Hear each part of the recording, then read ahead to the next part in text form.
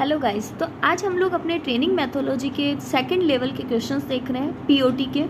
इसमें आपके कुछ क्वेश्चंस आपके पीडीएफ में अगर इनकम्प्लीट है तो वो भी कंप्लीट आपको इस पीडीएफ में इस वीडियो के अंदर मिलेंगे। तो ये क्वेश्चन फर्स्ट क्वेश्चन से स्टार्ट करते हैं हम लोग। ये लेवल 2 के क्वेश्चन है पीओटी के और ये हम लोग 100 समथिंग क्वेश्चंस करेंगे। तो पीओटी का फर्स्ट क्वेश्चन क्या बोल रहा है, which of the following is not A teaching trade.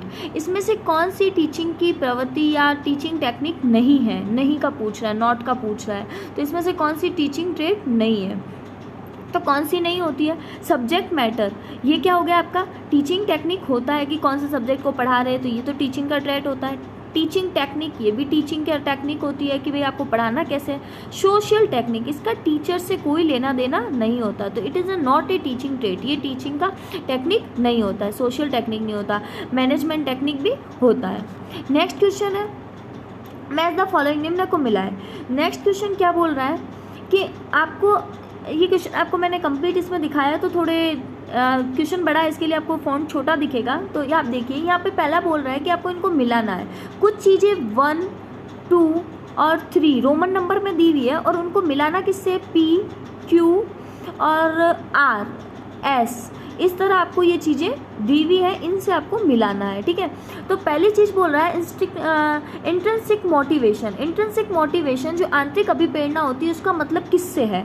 तो आंतरिक अभिप्रेरणा का मतलब किससे होता है, तो ये देखो, ये किससे मतलब है आपका, ये होता है आपके desire to learn come from within the learner himself. Intrinsic motivation मतलब अंदर से किसी को मोटिवेशन होना, किसी काम को करने के लिए अंदर से आपके बीच आपके लिए उत्तेजना होना, अंदर से आपको मोटिवेट हो कि आपको ये काम कर सकते हो। तो ये क्या होता है, desire to learn come from within the learner himself. मतलब आप लर्न कहाँ से कर रहे हो, सीख कहाँ से रहे हो, अपने अंदर से, आपको अपने आप से सीख रहे हो। तो ये पहले का तो बता रहा है P, तो पहले का P हो जाएगा।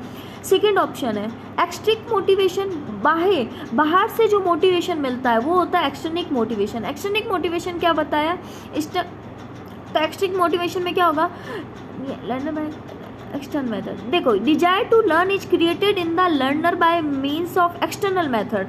मतलब हम लोग जो सीख रहे हैं ना वो बाह्य लोगों से, किसी बाह्य तरीकों से, किसी बाह्य के पर्सन से, किसी अंदर से, आपके दिल वगैरह से नहीं, आप किसी और के ज्ञान देने से या किसी चीज़ को देखकर जो सीख रहे हो, एक्सटर्नल मेथड से आपको सीख रहे हो, तो वो हो जाता है एक्सटर्निक मोटिवेशन। मतलब बाहर से आप में ये मोटिवेशन आया, तो सेकंड का हो जाएगा S, तो ये सेकंड का S ऑप्शन आ जाएगा।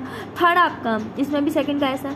थर्ड क्या चीज़ बोल रहा है, थर्ड आपका बोल रहा है इसके अंदर फॉर्मल एजुकेशन। फॉर्मल एजुकेशन क्या होती है, ऐसी एजुकेशन जो हम लोग किसी कोचिंग में, किसी स्कूल में, किसी संस्था के अंदर लेते हैं, तो वो फॉर्मल एजुकेशन होती है।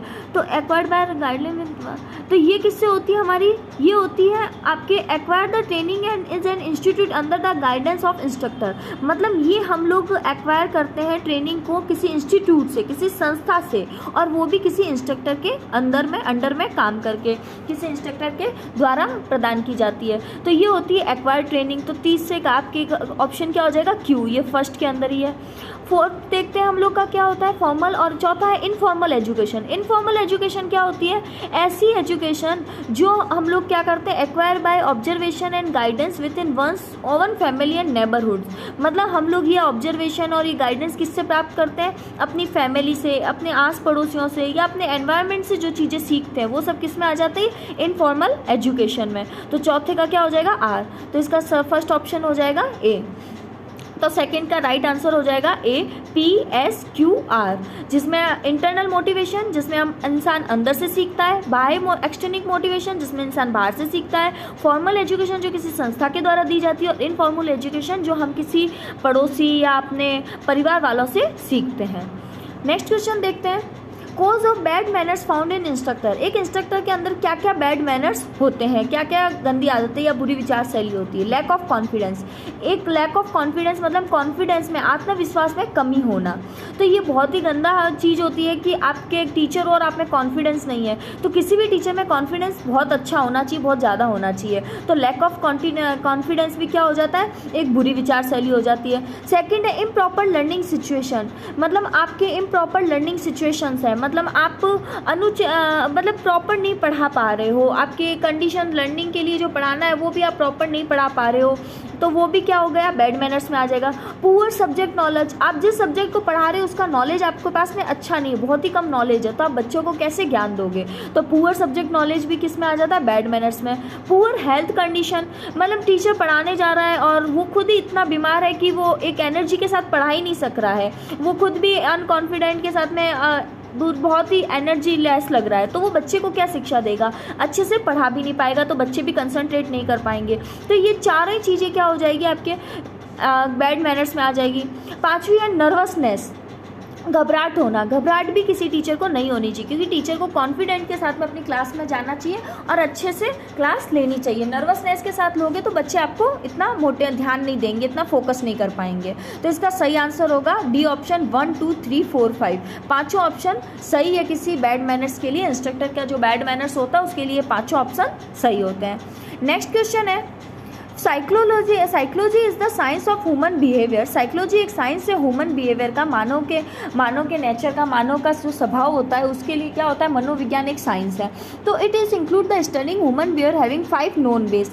तो हम लोग मानव का जो बिहेवियर होता है, ह्यूमन बिहेवियर को हम लोग अगर देखते हैं तो उसके 5 तरीके से किया जाता है, 5 तरीके से हम लोग उसको स्टडी करते हैं। तो इनमें से कौन सा साइकोलॉजी का ये तरीका नहीं है, हम लोग किस तरीके से उसको ह्यूमन बिहेवियर को नहीं रीड करते हैं, तो कौन सा नहीं है।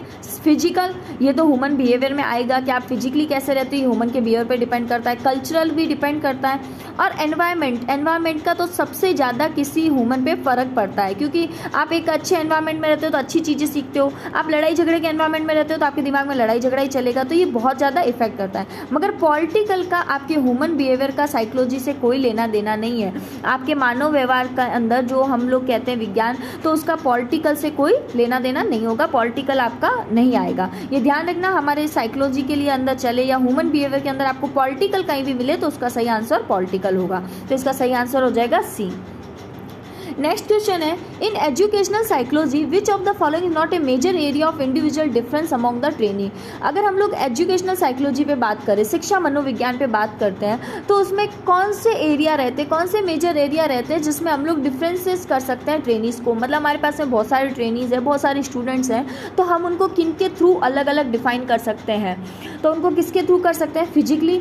तो ये बोला नॉट ए मेजर एरिया, मतलब हम अब उसके थ्रू उनको अलग अलग नहीं बांट सकते हैं, उनके बीच में जो व्यक्तिगत अंतर है वो नहीं कर सकते हैं। तो देखो फिजिकली हर स्टूडेंट का फिजिकल तो अलग होगा। कल्चर, कोई बच्चा आपके अलग अलग स्टेट का है या अलग अलग कल्चर से डिपेंड करता है तो उसका कल्चर भी अलग होगा, उसका एनवायरनमेंट भी अलग होगा। कोई बहुत एजुकेटेड फैमिली से है, कोई पुअर फैमिली से है, कोई नॉर्मल फैमिली से है, तो उन सबका एनवायरनमेंट उस पर इफेक्ट करेगा। मगर पॉलिटिकल का उससे कोई लेना देना नहीं होता, तो उससे हम लोग डिफ्रेंशिएट करने के लिए पॉलिटिकल एरिया को हम लोग नहीं ले सकते हैं कि आप कौन सी राजनीतिक से हो, वो हम लोग उस किसी स्टूडेंट को डिफ्रेंशिएट करने के लिए यूज़ नहीं ले सकते हैं। तो इसका सही आंसर होगा सी, पॉलिटिकल। नेक्स्ट क्वेश्चन है match of the following law of memory. हम लोग को मिलान करना है लॉ ऑफ मेमोरी के लिए, मेमोरी की डेफिनेशंस के लिए। तो हम लोग इसमें भी सेम ऑप्शन है 1 2 3, और ये हम लोग को कुछ ऑप्शंस दिए हुए हैं और उनको मिलाना है P से, Q से और R से। अब हमारा पहला बोल रहा है लॉ ऑफ रिसेंसी, मतलब अभिनवता का नियम, या फिर हम ये कह सकते हैं लॉ ऑफ रिसेंसी मतलब हमें बहुत ही कम याद रह रहा हो, बहुत ही कम। लॉ ऑफ रिसेंसी का मतलब रिसेंट में कुछ होने वाली चीज़ें हैं उनके बारे में, तो रिसेंट में होने वाली चीज़ों के बारे में, अभी अभी जो हुआ है, अभी नई चीज़ें। रिसेंसी का हम ये कह सकते हैं नवीनता का, कि नवीन में अभी में जो कोई चीज़ हुई है उसके लिए हम लोग बात कर रहे हैं, तो उसके लिए हम लोग क्या कह सकते हैं लॉ ऑफ रिसेंसी के लिए। ये क्या हो सकती है law of recency, if the event is occur recently. ये देखो पहला ही ऑप्शन इससे मैच हो रहा है, if the event has occur recently it reminder to in the mind for longer. अगर अभी अभी कोई इवेंट हुआ, अभी अभी कोई घटना घटित हुई है, तो वो हमारे माइंड में फॉर लॉन्गर, लंबे समय के लिए रहेगी। तो if the event has occur recently it remain in the mind for longer, लंबे समय के लिए वो रहेगी। तो लॉ ऑफ रिसेंसी तो ये बोलता है। सेकेंड हो जाता है law of primary. Law of primary का क्या मतलब हुआ कि अगर मतलब जो प्राथमिक स्टार्टिंग की जो चीज़ें होती है उनके लिए बोल रहा है, तो लॉ ऑफ प्राइमरी क्या होता है, लॉ ऑफ प्राइमरी होता है कि अगर आपका, तो पहले का आपके हो गया फर्स्ट का P, सेकंड का देखते हैं, सेकंड का ये चीज़ क्या बोल रहा है आपके कि लॉ ऑफ रिसेंसी प्राइमरी में क्या होता है कि ये क्या करता है, impact into our mind at earlier stage of our work remain longer. मतलब प्राइमरी की चीज़ें, हम किसी काम को जब शुरुआत करते हैं ना तो उसका जो स्टार्टिंग की जो स्टेजें होती है वो हमारे माइंड में लंबे समय तक रहती है, रिमेन लॉन्गर, लंबे समय तक हमारे दिमाग में रहेगी। तो इसको क्या बोलते हैं, लॉ ऑफ प्राइमरी। पहला था लॉ ऑफ रिसेंसी, नवीनता के लिए, तो जो घटनाएं अभी अभी हुई है वो हमारे दिमाग में लंबे समय तक रहेगी। हम लोग किसी काम को शुरुआत करते हैं, जैसे आपने CITS में जब एडमिशन लिया तो जो स्टार्टिंग के डेज थे आपने वहाँ पे कुछ अच्छा किया, पहली बार किससे मिले, या पहला आपको क्या इम्पैक्ट पड़ा आपका, या पहला आपको क्या चीज़ अच्छी लगी, क्या बुरी लगी, वो चीज़ें आपको हमेशा माइंड में रहती है, लंबे समय तक माइंड में रहती है। तो वो जो the impact into mind earlier stage, जो शुरुआत के स्टेज की चीज़ें होती है वो हमारे माइंड में लंबे समय तक इफेक्ट डालती है। तो लॉ ऑफ प्राइमरी बोलता है इसको। तो सेकंड का हमारे ऑप्शन हो रहा है आर। थर्ड बोलता है लॉ ऑफ स्ट्रेंथ। स्ट्रेंथ का क्या हो जाएगा, तो लॉ ऑफ स्ट्रेंथ मतलब हमारे दिमाग में कितना रह रहा है। तो the event having strong impact on your mind last longer. अगर हमारे दिमाग के अंदर कोई ऐसी घटना हो रही है जिसका बहुत ही गहरा प्रभाव पड़ रहा है तो वो हमारे माइंड में बहुत लंबे समय तक बनी रहेगी। हमारे सामने कोई आंखों के सामने एक्सीडेंट हुआ है तो उस एक्सीडेंट को हम लोग देखते हैं तो वो क्या हो रहा है कि हमारे माइंड में बहुत लंबे समय तक रहेगा। या ऐसी कोई घटना जो हमें बुरी लग रही है या ऐसी कोई घटना जो हमें बहुत ज़्यादा अच्छी लग रही है तो हमारे दिमाग में बहुत लंबे समय तक प्रभाव डालती है, हमारे लंबे समय तक हमारे दिमाग में रहती है। तो उसको बोलते हैं लॉ ऑफ स्ट्रेंथ। मतलब थर्ड का क्या हो जाएगा आपके क्यू। थर्ड का आपके हो रहा है क्यू, तो इसका सही आंसर क्या हो जाएगा PRQ। सेकंड ऑप्शन इसका सही हो जाएगा PRQ वाला, बी ऑप्शन इसका सही है। नेक्स्ट क्वेश्चन देखते हैं, which of the following is not type of deliberated learning. Deliberated learning का कौन सा टाइप नहीं है। देखो पहली बात डेलिब्रेटेड लर्निंग होती क्या है। डेलिब्रेटेड लर्निंग मतलब ऐसी लर्निंग जो हम खुद स्पेशली सीखते हैं, किसी पर्पज से सीखते हैं या जानबूझ के सीखते हैं, जैसे किसी इंस्टीट्यूट में एडमिशन लेकर सीख रहे हैं, किसी संस्था से जुड़कर सीख रहे हैं, तो वो सारी कहलाती है डेलिब्रेटेड लर्निंग। एक होती है आइडेंटिकल लर्निंग या जो हम लोग एक्सीडेंटली सीख जाते हैं, है ना। वो लर्निंग में हम लोग सीखना नहीं चाहते हैं मगर हम लोग अपने आसपास के एनवायरनमेंट या हमारे साथ कोई ऐसी घटना होती है उसके थ्रू सीख जाते हैं, तो वो होती है इंसिडेंटल लर्निंग। तो इंसिडेंटल लर्निंग और एक डेलिब्रेट लर्निंग। डेलिब्रेट लर्निंग हो गया हम किसी स्पेशल जानबूझ के सीख रहे हैं, किसी पर्पस से सीख रहे हैं, तो वो डेलिब्रेटेड लर्निंग में आ रहा है। और ये पूछ रहा है कि इसमें कौन सा टाइप नहीं होता है डेलिब्रेटेड लर्निंग का। Rote learning. रोट लर्निंग मतलब रिवीजन करके बार बार किसी चीज़ का रिवाइज करके रिपीट करके सीख रहे हैं, तो ये तो हम लोग एक पर्पज है तभी सीख रहे हैं, तो ये तो होगा। ट्रायल एंड एरर लर्निंग, हम किसी काम को करके और उसमें जब एरर आती है तो उससे ज़्यादा चीज़ सीख रहे हैं, तो ये भी हमारा प्रैक्टिस करके सीख रहे हैं, मतलब किसी पर्पज से ही सीख रहे हैं। रेशनल लर्निंग मतलब किसी चीज़ का उससे तर्क संगत करके उससे रिलेशंस करके और उसके संगत बनाकर फिर सीख रहे हैं, तो ये भी लर्निंग में होती है डेलिब्रेटेड लर्निंग में। इनरेशनल लर्निंग का क्या हो जाएगी, ये आइडेंटिकल लर्निंग या एक्सीडेंटल लर्निंग बोल सकते हैं, क्योंकि ये लर्निंग हम जानबूझ के नहीं सीखते, तर्कहीन है। जैसे आपने अपने आसपास के एनवायरनमेंट से सीख लिया या आपने अपने दोस्तों के साथ रह के कोई चीज़ सीख ली जो आप नहीं सीखना चाहते थे, कोई पर्पज़ नहीं था, मगर आपके एनवायरनमेंट में आपके नेचर में आ रही है, आपके हैबिट में आने लग जाती है, आप आसपास का देख के सीख जाते हो, तर्कहीन है। तो ऐसी चीज़ों को किस में लेते हैं, डेलिब्रेट लर्निंग के अंदर वो नहीं आती है, तो इसका सही आंसर हो जाएगा डी। नेक्स्ट क्वेश्चन रहता है, consider the following statement about principle of teaching. मतलब हम लोग जो शिक्षा के सिद्धांत होते हैं, पढ़ाने के जो टीचिंग के सिद्धांत हैं, उनके लिए हम लोग को स्टेटमेंट है, तो इनमें से कौन कौन से स्टेटमेंट होंगे। तो teaching from simple to complex, बिल्कुल सही बात है। जब भी कोई टीचर हमें पढ़ाता है तो वो सिंपल चीज़ से स्टार्ट करता है और फिर हमें कॉम्प्लेक्स की तरफ लेके जाता है, ये तो सही है।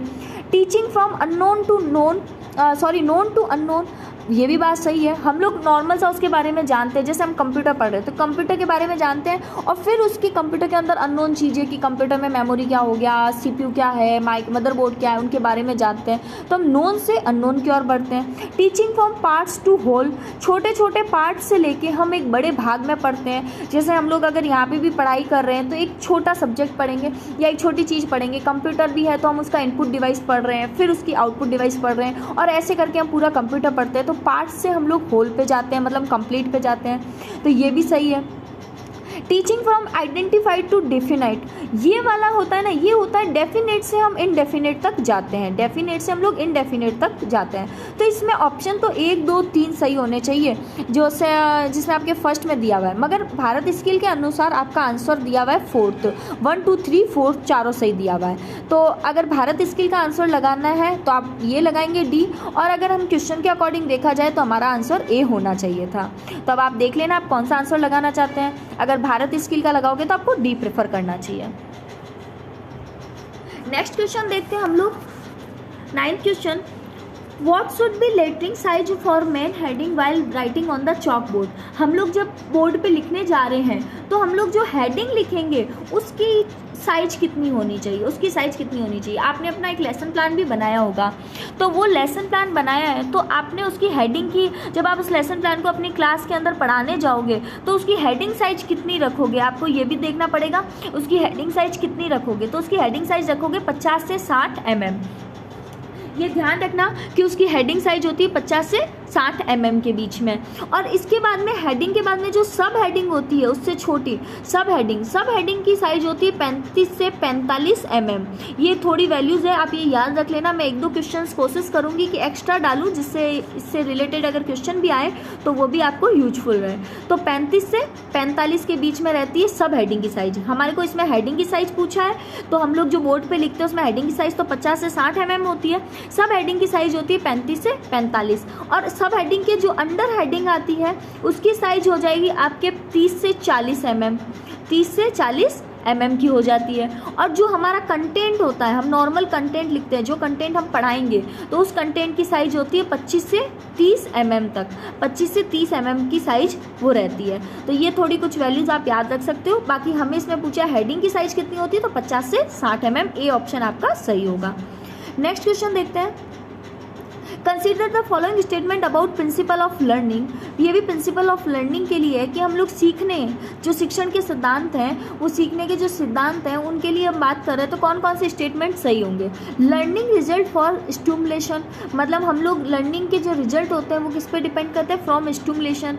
ये हम स्टिमुलेशन मतलब नकल कर रहे हैं ना, तो लर्निंग के जो हम लोग स्टेटमेंट है वो हम लोग क्या कर रहे हैं, स्टिमुलेशन से हम सीख कर और उसकी नकल कर सकते हैं। Learners learn when they we willing to learn, अगर लर्नर जो सीखने वाला है वो तभी सीख सकता है जब वो खुद से सीखना चाहता है, वो खुद के अंदर से सीखने के लिए चाहत रखता है तभी वो सीख सकता है। थर्ड है early success decrease chance for effective learning. नहीं, ये कैसे होगा, ये बोल रहा है कि अगर आपको स्टार्टिंग में सफलता मिल जाती है तो आपके चांस होते हैं इफेक्टिव लर्निंग के अवसर को घटा देते हैं, मतलब तो वो आपको डिक्रीज कर रहे हैं। मतलब आप अच्छी लर्निंग, अगर आप स्टार्टिंग में सक्सेस हो जाते हो तो आप अच्छी लर्निंग नहीं कर सकते हो। तो ये तो चीज़ गलत हो गई कि ऐसा तो कोई लेना देना ही नहीं है, आप स्टार्टिंग में सक्सेस हो रहे हो तो हो सकता है और अच्छी लर्निंग कर लो। फोर्थ ऑप्शन है learning is based on the past experience. हाँ, ये तो है, हम हमारे पास्ट एक्सपीरियंस से बहुत अच्छा सीखते हैं। तो इसका सही ऑप्शन हो जाएगा आपके, पहला सही है, दूसरा भी सही है और चौथा भी सही है। तो इसका सही ऑप्शन हो जाएगा आपके सी ऑप्शन सही होगा, फर्स्ट, सेकंड और फोर्थ। तो क्योंकि आपको लर्निंग का रिजल्ट नकल से, उसके लर्निंग को करने से प्राप्त होता है। लर्निंग आप खुद के अंदर से चाहोगे तब अच्छा सीख सकोगे, और लर्निंग हमारे पास्ट एक्सपीरियंस पे डिपेंड करती है। नेक्स्ट क्वेश्चन है consider the following statement about characteristic of a good question. एक अच्छे क्वेश्चन की क्या क्या कैरेक्टरिस्टिक्स होती है, अच्छे क्वेश्चन की क्या क्या विशेषताएं होती है। तो question should be word in brief and simple language, बिल्कुल सही है। क्वेश्चन एक अच्छी लैंग्वेज में होना चाहिए और ब्रीफ में, छोटे छोटा और सिंपल लैंग्वेज में होना चाहिए। Every question must have a defined purpose. हर एक क्वेश्चन, जो क्वेश्चन पूछा है उसका पर्पज भी क्लियर हमें पता होना चाहिए कि किस उद्देश्य से क्वेश्चन पूछा गया है। Question should lead the trainee to guess. Question ऐसा होना चाहिए कि ट्रेनी उसको गैस कर सके। तो ये चीज़ गलत हो गई, नहीं ये गलत हो गई, क्योंकि क्वेश्चन अगर ट्रेनी गैस करके बताएगा तो वो कभी कंफर्म नहीं हो पाएगा और नहीं सही चीज़ को सीख सकेगा। तो ये तो गलत हो गया। नेक्स्ट देखते हैं question should not be ambiguous. हाँ, ये होना चाहिए क्वेश्चन हमारे को है ना संदिग्ध या कंफ्यूजिंग वाला नहीं होना चाहिए कि इसका ये क्वेश्चन क्या पूछना चाह रहा है, इस क्वेश्चन को पूछने का मतलब क्या है, वो उसके बारे में जानना चाहता है या उसके बारे में क्यों कारण से हो रहा है ये जानना चाहता है। तो एम्बिगस के बारे में भी हमें पता होना चाहिए। तो इसका सही आंसर हो जाएगा फर्स्ट, सेकेंड और फोर्थ। सी ऑप्शन इसका सही हो जाएगा। सी ऑप्शन आपके 11th क्वेश्चन का सही आंसर हो जाएगा सी, फर्स्ट, सेकेंड और फोर्थ। नेक्स्ट क्वेश्चन देखते हैं हम लोग। What is the correct sequence of Maslow hierarchy of needs theory. जो मास्लो हायरार्की है उसके अंदर, मास्लो हायरार्की के अंदर नीड ऑफ थ्योरी है, उसका क्या सीक्वेंस होता है, सीक्वेंस क्या होता है। मैंने आपको इसका भी पहले भी एक बार डायग्राम से समझाया था जो मास्लो की है। तो इसका सबसे पहले होता है साइकोलॉजिकल नीड, कि हमें खाना, पानी, कपड़े, ये जो बेसिक नीड होती है वो सबसे चाहिए। उसके बाद में हमें सेफ्टी और सिक्योरिटी की नीड की ज़रूरत रहती है कि हम सेफ फील कर सकें। उसके बाद में बिलोंगिंग टू लव, ये दोनों है ना कंपल्सरी नीड होती है, और ये दोनों होती है कि मिल जाए तो भी ठीक है, मतलब नेसेसरी नहीं होती है, ये ऑप्शनल हो जाती है। तो बिलोंगिंग टू लव और नीड, हमें प्यार, उत्साह की आवश्यकता होती है। स्टीम नीड मतलब उत्साह की आवश्यकता होती है। उसके बाद में हम सेल्फ एक्चुअलाइजेशन नीड, मतलब हम लोग खुद करते हैं, वास्तविकता में कुछ आवश्यकताओं के कारण हम लोग कुछ कर रहे हैं, तो वो चीज़ होती है सेल्फ एक्चुअलाइजेशन की नीड की। तो ये सीक्वेंस में ही दिए गए हैं। तो इनका सही आंसर होगा फर्स्ट, सेकेंड, थर्ड और फोर्थ और फिफ्थ। ए ऑप्शन इसका सही आंसर होगा। नेक्स्ट क्वेश्चन है main objective of hub and spoke scheme of DGT. DGT की जो हब एंड स्पोक स्कीम है उसका क्या मतलब है। तो देखो, हब और स्पोक स्कीम इसलिए होती है क्योंकि ट्रेनर जहाँ से भी क्लास ले तो वो ये चाहते हैं कि वो लेटेस्ट सिलेबस पे वर्क करें, नए से नई चीज़ बच्चों को सिखा सकें। तो पहले उनके लिए उनको टीचर को भी ट्रेन करना पड़ेगा कि वो नई की नई टेक्नोलॉजी के साथ में फैमिलियर हो। तो ये लिया जाता है टू ट्रेन द ट्रेनर्स, ये ट्रेनर्स के लिए है, पढ़ाने वाले इंस्ट्रक्टर के लिए है, विथ लेटेस्ट चेंजेस, जो भी नए चेंजेस हुए हैं सिलेबस में थ्रू टेक्नोलॉजी। तो टेक्नोलॉजी के थ्रू जो भी नए नए चेंजेस हुए हैं उनको वो बता सके ट्रेनर्स को, इसके लिए ये टेक्नोलॉजी को यूज किया जाता है। नेक्स्ट क्वेश्चन है when is the communication process complete. एक कम्युनिकेशन प्रोसेस कब कंप्लीट होती है। तो देखो, कम्युनिकेशन प्रोसेस कब कंप्लीट होगी, जब सेंडर ट्रांसमिट द मैसेज। नहीं, अभी तक तो यहाँ से मैसेज गया है तो हम लोग कंप्लीट नहीं बोल सकते हैं। Message enter the medium, message इस मीडियम में चला गया है, जरूरी थोड़ी है रिसीवर को मिलेगा ही मिलेगा, तो अभी तक तो मिला नहीं है तो हम कह नहीं सकते हैं। Message leave the medium, message ने यहाँ मीडियम छोड़ दिया है। अब ये नहीं पता कि वो रिसीवर के पास जाके छोड़ा है या यहाँ पे ड्रॉप हो गया, मैसेज डिस्ट्रॉय हो गया है। When the receiver understand the message, जब रिसीवर ने मैसेज को समझ लिया है तब हमारा कम्युनिकेशन प्रोसेस कंप्लीट हो जाता है। तो इसका सही आंसर हो जाएगा डी। जब रिसीवर के पास में मैसेज पहुंच जाता है तो वो क्या हो जाता है, प्राप्तकर्ता के पास में मैसेज पहुंच जाता है तो वो हमारा अंडरस्टैंड द मैसेज, मैसेज को समझ जाता है तो हमारी कम्युनिकेशन प्रोसेस कंप्लीट हो जाती है। नेक्स्ट क्वेश्चन देखते हैं What should be lettering size for सब heading while writing on the chalkboard। ये देखो, अभी हमने आगे वैल्यूज़ देखी थी, ये मैंने थोड़ा एक एक्स्ट्रा मुझे इंपॉर्टेंट लगा क्वेश्चन इसलिए डाल दिया है। ये क्वेश्चन बोल रहा है कि सब heading while writing on the chalkboard, अगर हम चॉकबोर्ड पे लिखते हैं तो हमारे सब हेडिंग की, किसकी पूछ रहा है, सब हेडिंग की साइज कितनी होनी चाहिए। तो सब हेडिंग की साइज कितनी होनी चाहिए, 35 से 45 mm की होनी चाहिए। हमारे पास यहाँ 35 ऑप्शन नहीं है तो हम 30 से 45 वाला प्रेफर करेंगे। तो इसकी वैल्यू कितनी होनी चाहिए, 30 से 45 mm। ये होती है हेडर के लिए, हेडर के लिए मेन जो हेडिंग होती है 50 से 60 mm, और ये होती है कंटेंट के लिए। तो ये ध्यान रखना, इसका सही ऑप्शन हो जाएगा बी। नेक्स्ट क्वेश्चन है how many step are there in micro teaching. एक माइक्रो टीचिंग के अंदर कितने स्टेप होते हैं। तो ये ऑप्शन थोड़ा गलत आ गया, इस जगह आपको 6 मिलेगा, ठीक है। अगर 6 नहीं मिलता है तो आप 7 को प्रेफर करोगे, मगर इसका सही आंसर होता है 6। माइक्रो टीचिंग कितने स्टेप्स में होती है, 6 स्टेप में। पहला क्या होता है कि वो प्लान करते हैं, उसके बाद में वो टीच करते हैं। पहला स्टेप प्लान, दूसरा टीच, उसके बाद में फीडबैक लेते हैं कि हमने जो पढ़ाया है वो सही है या नहीं है, या क्या एनहांसमेंट चाहिए, क्या नया चाहिए। उसके बाद में उनको वापस रीप्लान किया जाता है फीडबैक के अनुसार, फिर रीटीच किया जाता है और उसके बाद में रीफीडबैक लिया जाता है। तो ये 6 स्टेप होते हैं माइक्रो टीचिंग की। माइक्रो टीचिंग के कितने स्टेप्स होते हैं, 6 स्टेप्स होते हैं। ये ध्यान रखना, 9 प्रोसीजर्स होते हैं। अगर माइक्रो टीचिंग के अंदर प्रोसीजर्स पूछता है तो 9 होते हैं, और ये पूछता है कंपोनेंट कितने होते हैं तो 3 कंपोनेंट होते हैं माइक्रो टीचिंग के अंदर। तो इसका सही आंसर हो जाएगा सी। नेक्स्ट क्वेश्चन है what is the advantage of objective type test. Objective type test की क्या एडवांटेज होती है, क्या फ़ायदे होते हैं ऑब्जेक्टिव टाइप टेस्ट के। तो ऑब्जेक्टिव टाइप टेस्ट के फ़ायदे पूछा है तो easy for student to score high marks, बिल्कुल सही बात है। आप जितने करेक्ट करोगे उतने आपको मार्क्स पूरे में से पूरे मिल जाएंगे, तो स्टूडेंट्स के लिए हाई मार्क्स लेने ईजी होते हैं। पॉसिबिलिटी ऑफ कॉपिंग इज़ मोर, हाँ ये भी है चांस, ऑब्जेक्टिव से आप कॉपी अच्छे से कर सकते हो, मगर ये एक एडवांटेज नहीं हुआ। यहाँ हमें क्या पूछा, एडवांटेज, ये एक डिसएडवांटेज हो गया, तो ये तो डिसएडवांटेज है, तो हम इसको नहीं देखेंगे। If student don't know the answer he can guess the answer, student answer नहीं जानता है तो वो आंसर को गैस कर सकता है। बिल्कुल सही बात है, इसको आइडिया नहीं है मगर 4 ऑप्शन दिख रहे हैं तो वो गैस करके लगा सकता है। तो ये भी क्या हो गया, एक डिसएडवांटेज हो रहा है हमारा। तो हम लोग को क्या करना है, डिसएडवांटेज हो रहा है, तो हमारा इसमें एडवांटेज क्या हो जाएगा, easy for student to score high marks, students के लिए ईजी होगा हाई मार्क्स को स्कोर करना, ये इसका एडवांटेज हो जाएगा। नेक्स्ट क्वेश्चन है, what is the one of the major barriers of effective time management. Time management को करने के लिए क्या क्या बाधाएं आती है, बैरियर्स आते हैं, तो क्या क्या होता है। पहला है प्रोक्रेस्टिनेशन, मतलब हमारी हमारी नॉर्मल भाषा में क्या है तो टालम टोल करना, मतलब हम किसी चीज़ को आगे पीछे कर रहे हैं, अभी नहीं बाद में करेंगे, या उसको लंबे समय के लिए टाल रहे हैं या बाद में करने के लिए कह रहे हैं, तो ये चीज़ क्या होती है, टाइम मैनेजमेंट करने के लिए अच्छा नहीं है। लैक ऑफ मनी, मनी का टाइम मैनेजमेंट से कोई लेना देना नहीं, आपके पास मनी है या नहीं, आप टाइम मैनेजमेंट तब भी कर सकते हो। लैक ऑफ टाइम, समय का अभाव है इसलिए तो हम टाइम मैनेजमेंट अच्छे से करके और काम को कर सकते हैं। लैक ऑफ कॉन्फिडेंस, अगर आपके कॉन्फिडेंस में कमी है फिर भी आपका टाइम मैनेजमेंट से लेना देना नहीं है, अब अगर आप टाइम पे काम कर रहे हो तो वो काम तब भी हो जाएगा। प्रोक्रेस्टिनेशन क्या हो जाएगा, टाइम मैनेजमेंट के अंदर एक बाधा है, अगर ये करते हैं तो आप टाइम मैनेजमेंट नहीं कर पाओगे। नेक्स्ट क्वेश्चन है, which one of the following is not A search engine, इनमें से कौन सा सर्च इंजन नहीं है। तो देखो सर्च इंजन क्या होता है, जहाँ पर हम लोग किसी चीज़ को सर्च करने का काम करते हैं, तो ये गूगल एक सर्च इंजन है, याहू सर्च इंजन है, बिंग सर्च इंजन है, गूगल सबसे ज़्यादा चलने वाला सर्च इंजन है।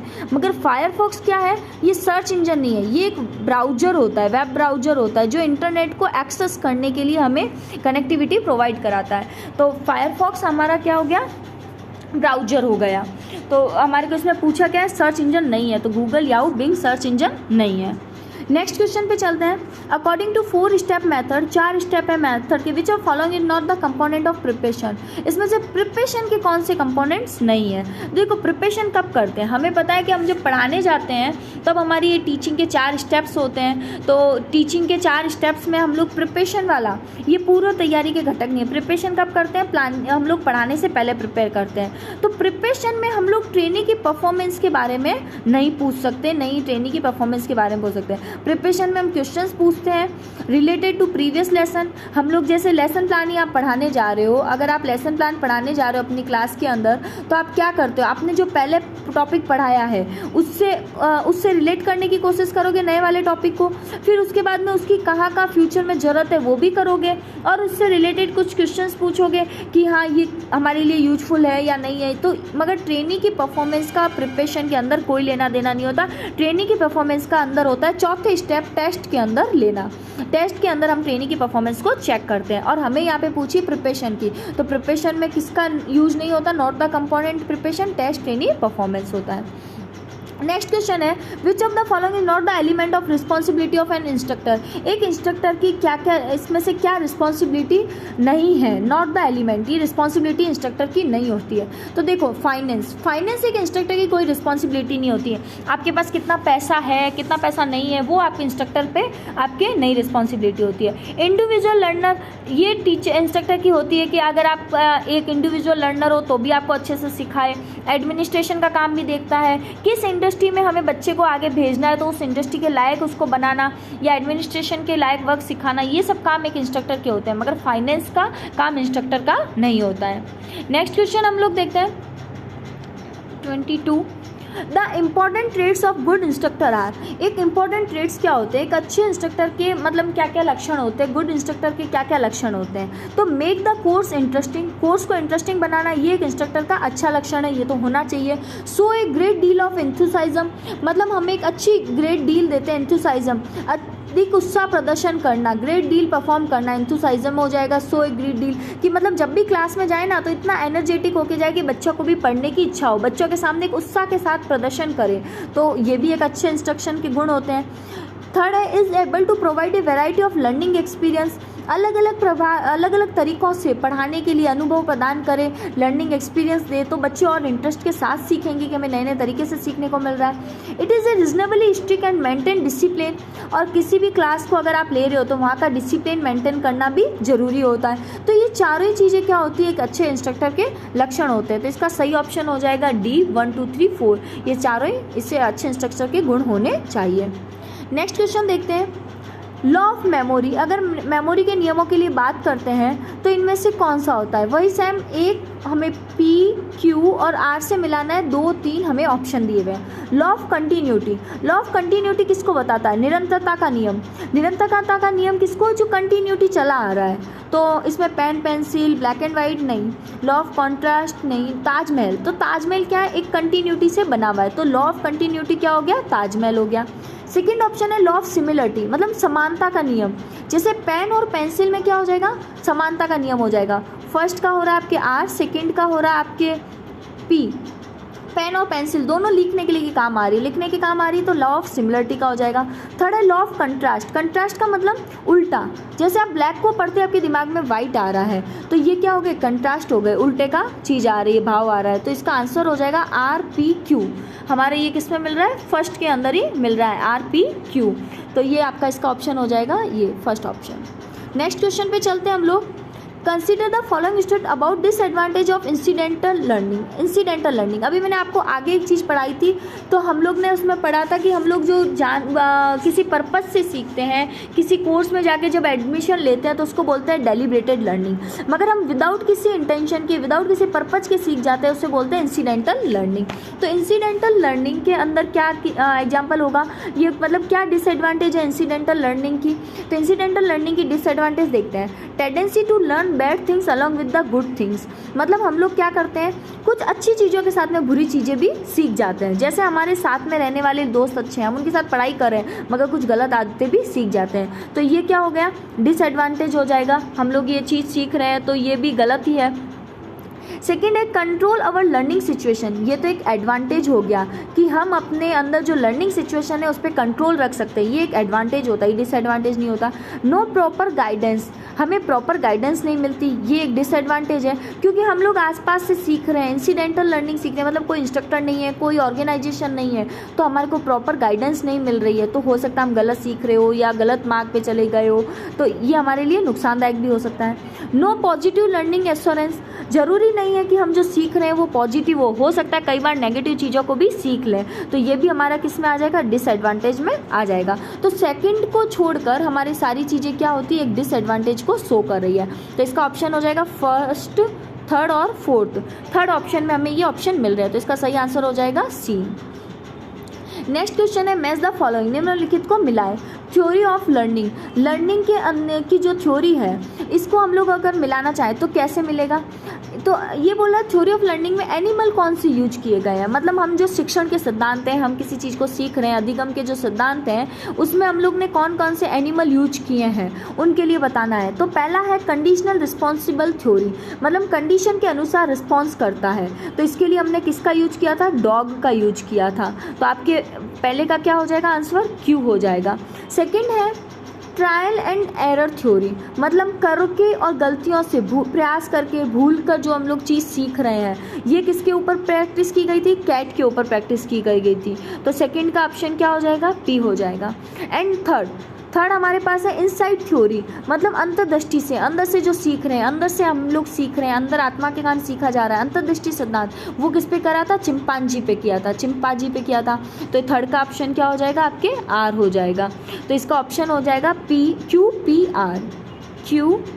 आर, तो इसका सही आंसर हो जाएगा आपके fourth option Q P R, D option आपका सही हो जाएगा। कि जो हमने लर्निंग का है, अधिगम के जो सिद्धांत है उसमें कौन कौन से एनिमल यूज किए, कंडीशनल रिस्पॉन्सिव पे डॉग को यूज किया, ट्रायल एंड एरर पे कैट को यूज किया और इनसाइट थ्योरी पे चिंपांजी को यूज किया था।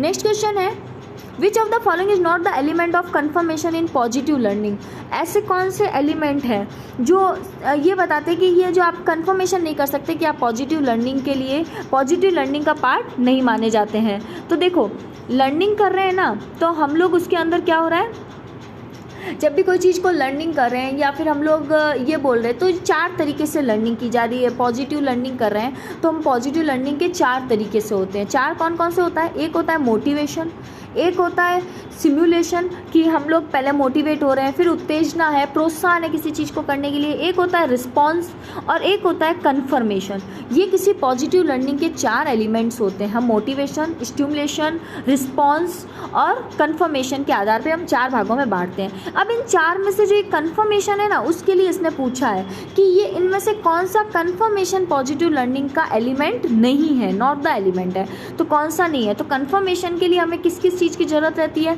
इंस्पेक्शन की, कि हम लोग सेल्फ स्टडी करें, सही तो है, तो ये तो होता है इसका पार्ट। क्वालिटी, ये भी कन्फर्मेशन देती है कि ये सही है क्वालिटी। रिजल्ट, ये भी कन्फर्मेशन के लिए होता है। मगर जो इफ़र्ट है ना, इसका आपके कन्फर्मेशन से कोई लेना देना नहीं है। तो इसका तो आंसर हो जाएगा ए, इफ़र्ट। इफ़र्ट किसका पार्टिसिपेट होता है? इफ़र्ट किसका एलिमेंट होता है? रिस्पॉन्स का। रिस्पॉन्स का एलिमेंट होता है इफ़र्ट। हम लोग जितना इफ़र्ट लगाएंगे उतना हमें रिस्पॉन्स मिलेगा। तो ये बोल रहा है कि कन्फर्मेशन का कौन सा एलिमेंट नहीं है? इफ़र्ट एलिमेंट कन्फर्मेशन का नहीं होता है। नेक्स्ट क्वेश्चन है, what is the correct sequence of questioning?